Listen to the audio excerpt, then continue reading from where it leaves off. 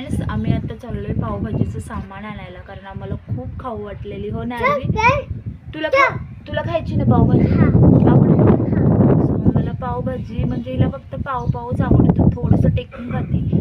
So आज मला खूप क्रेविंग झाली, पडली असती आता. सो चला आम्ही आता पावभाजीचं सामान पावभाजीचं सामान घेण्यासाठी तर आलो होतो, पण इथं मस्त अशा राखी दिसल्या, सो मी त्या कलेक्ट केल्या. सो आरवीच्या स्कूलमध्ये ना फंक्शन होतं, राखी डे सेलिब्रेशन होणार होतं. सो तिच्यासाठी मी इथं राखी परचेस केल्या.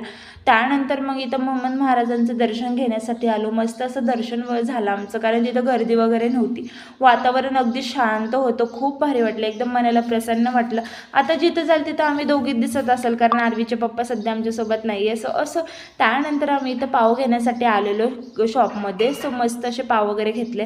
त्यानंतर पाणीपुरी खाण्यासाठी थैल्यावर आणलं.